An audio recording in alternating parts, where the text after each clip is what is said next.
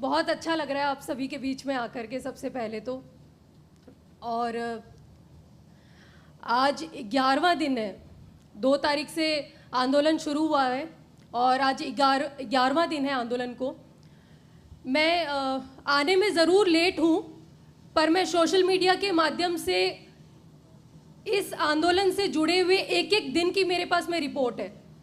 पहले दिन क्या हुआ, तीसरे दिन क्या हुआ, 5वें दिन हम कहाँ पहुँचे, आज हम कहाँ खड़े हैं, वो सब कुछ मैं सोशल मीडिया के माध्यम से देख भी रही हूँ और जिनसे मैं जुड़ी हुई हूँ पर्सनली फ़ोन पे बात करके मैं रिपोर्ट भी ले लेती हूँ कि अभी क्या हुआ, अभी सरकार में कहाँ तक बात चल रही है, कहाँ तक वो माने कि नहीं माने।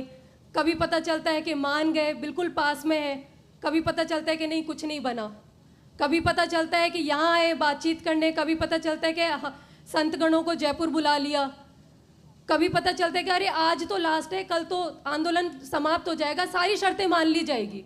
अगले दिन पता चलता है कि सब फिर से बैठे हुए। तो 11 दिन में ना बहुत अलग अलग पिक्चर्स देखने को मिली इस आंदोलन को लेकर के। पर आप सबकी हिम्मत, ताकत और जितने मजबूत हमारा समाज है, हमारी संस्कृति, हमारी जो परंपरा है उनको लेकर के, कि इसमें कोई दो राय नहीं है कि 11 दिन लग जाए, 11 वर्ष लग जाए, हम जिस मांग को लेके अड़ेंगे हम वो मनवा करके रहेंगे। मुझे बहुत फक्र होता है ये देख करके कि मैंने बिश्नोई समाज में जन्म लिया है। इमोशनल हो जाती हूँ जब मैं ये सोचती हूँ। राजनीतिक मंचों से भाषण अलग होते हैं, बातें अलग होती, बट अपनों के बीच में संवाद अलग होते हैं। एक अलग तरीके की फीलिंग होती है जब अपनों के बीच में होते हैं। अभी किसी ने बताया था कि अभी जो मुझसे पहले एक दो और लोगों से पहले एक भाई ने बहुत धुआंधार भाषण दिया। उन्होंने बताया कि 2-3 दिन पहले एक वीडियो आई थी, कौन से क्षेत्र की थी वो क्षेत्र मुझे नाम याद नहीं है, बट वहाँ पे खेजड़ी कटी हुई की वीडियोस चली थी और मेरे ख्याल से परशुराम जी भी थे वहाँ पे। वो वीडियोस वगैरह काफ़ी सारी, मतलब लिटरली वो वीडियोस देख के ना रोना आ गया कि यार कैसे कटी हुई है खेजड़ियाँ सारी, कैसे पड़ी हुई, लोग मतलब कैसे हो पा रही है उनसे ये चीज़ें। तो मुझे ऐसा लगता है कि शायद जो हमारे मन में भावना है वो किसी और के मन में नहीं है क्या? कोई और नहीं सोच सकता क्या ये सारी चीज़ें? ज़रूर आंदोलन से पहले हमने 36 कौम का आह्वान किया, पर मुझे इस बात का गर्व है कि मेरा समाज इस बात का नेतृत्व कर रहा है कि पर्यावरण को हम बचाएंगे, खेजड़ी को हम बचाएंगे।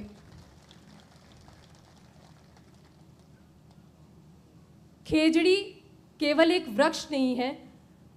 11 दिन में बहुत सारी बातें हो गई, बहुत सारी खूबियां बता दी गई कि क्यों ये ज़रूरी है रेगिस्तान के लिए। ये रेगिस्तान का एक कवच है। अगर ये रेगिस्तान का कवच नहीं बचा तो ना रेगिस्तान बचेगा ना राजस्थान बचेगा। ये बात सरकार को समझनी बहुत ज़्यादा ज़रूरी है। आज का मैं बजट ही देख रही थी, बजट में आया, मैडम जी ने बजट पेश किया और उसमें रखा कि जहाँ पे सोलर प्लांट और विंड प्लांट लग रहे हैं वहाँ पे 10% नए वृक्षारोपण किए जाएंगे, नए वृक्षारोपण किए जाएंगे। यही था आज के बजट में। जो 10% नए वृक्षारोपण करेंगे, पुराने का क्या?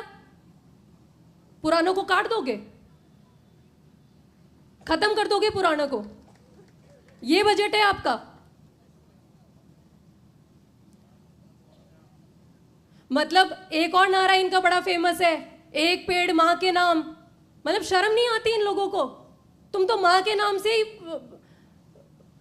अपनी बात को, तुम तो मतलब माँ के साथ ही तुम तो जो अपनी बात रख रहे हो उसके साथ ही तुम तो गद्दारी कर रहे हो। एक पेड़ माँ के नाम, तो मतलब नया पेड़ लगाया जाएगा, पुराने पेड़ का क्या? पुरानों को काट दो, खत्म कर दो।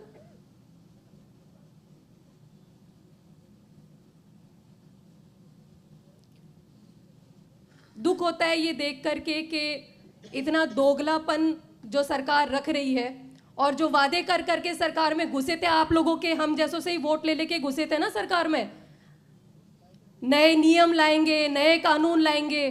अगर नए कानून, नए नियम लाए होते, हमको इस तरीके से बैठना पड़ता क्या सारे काम धंधे छोड़ के? आप लोगों के काम धंधे नहीं है? बच्चों को स्कूल नहीं भेजना आप लोगों ने? खेतों में काम नहीं करना है?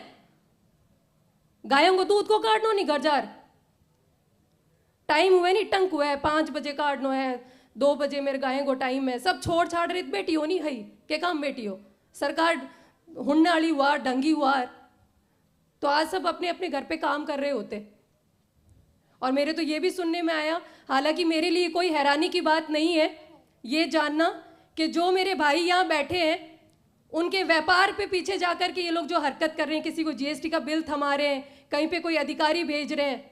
देखो बीजेपी के लिए ना ये चीज़ें नई नहीं है, हमने तो बहुत भुगती है। अब मैं पॉलिटिकल पार्टीज का नाम नहीं लूँगी, तो हमारे लिए तो ये चीज़ें नहीं है। पर मैं ये सोच रही हूँ, ये देख रही हूँ कि एक आम आदमी किसके लिए लड़ रहा है? पेड़ बचाने के लिए लड़ रहा है। वो भाई ने बहुत सही बात की, ना हम आरक्षण मांगते हैं, ना हम कोई हम लोग बात करते क्या करके हमारी मांगे नहीं मानी गई तो हम पटरियां उखाड़ देंगे। अरे शांति से बैठ करके धरना दे रहे हैं यहाँ पे, क्या मांग रहे हैं? पेड़ बचाने के लिए, पेड़ को बचाने के लिए आपसे तो रिक्वेस्ट कर रहे हैं ना हम लोग। क्या मांग लिया ऐसा आपसे? और उस पेड़ का सांस बिश्नोई कम्युनिटी अकेली तो लेगी नहीं ना, बिश्नोई अकेला तो सांस लेगा नहीं, ये लोग भी लेंगे, इनके बच्चे लेंगे। जब यही नहीं बचेगा तो क्या भविष्य बचेगा?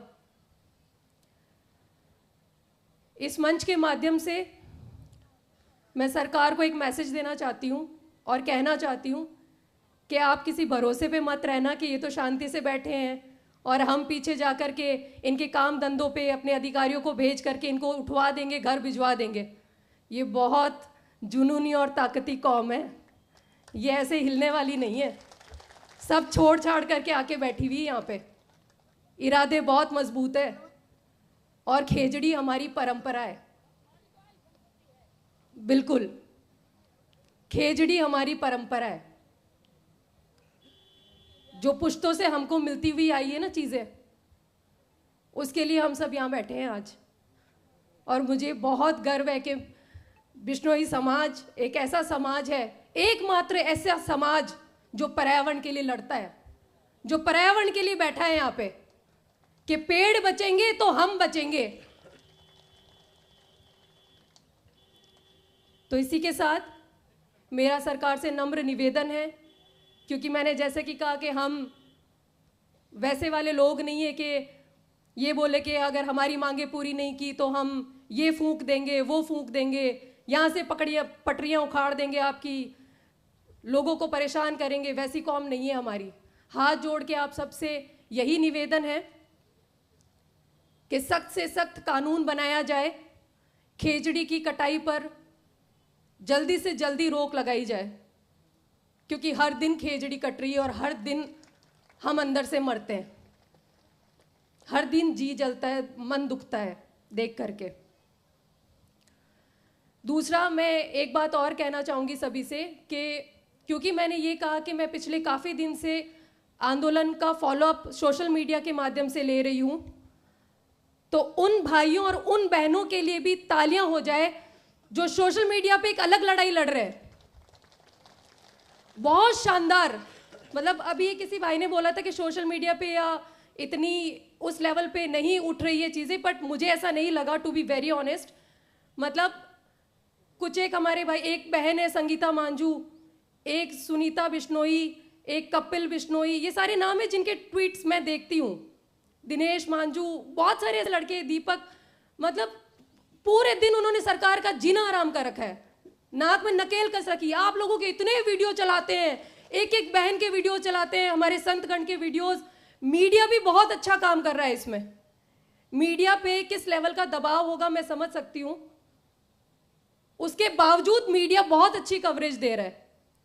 तो ये सारे वो लोग हैं जो मरे हुए नहीं है अंदर से, किसी भी कौम के हैं, सरकारी तंत्र ऊपर चल रहे, कुछ भी, वो अंदर से मरे हुए नहीं, उनका जमीर जिंदा है। जो आवाज उठा रहा है वो जिंदा है, जो आवाज नहीं उठा रहा वो सब मरे हुए हैं।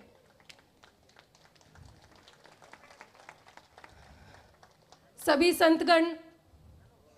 अच्छा, एक और चीज, इन्होंने जो बीच में एक हरकत की थी कि आए छलावा दिया और हमारे भोले वाले संतगणों का जो अनुशासन, वो अनशन छुड़वा दिया था, और बहुत सारे मेरे भाई मेरे बहनें 500 के करीबन अनशन पे बैठे थे।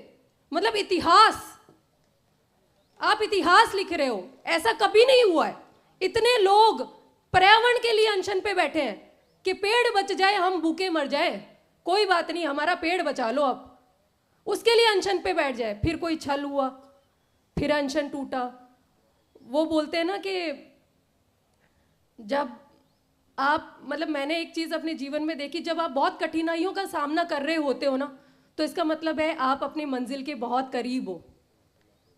जब बहुत विपदाएं आए, बहुत कठिनाएं आए, तो ये समझ लेना कि मंजिल ज़्यादा दूर नहीं है, संघर्ष तो करना पड़ेगा हमको।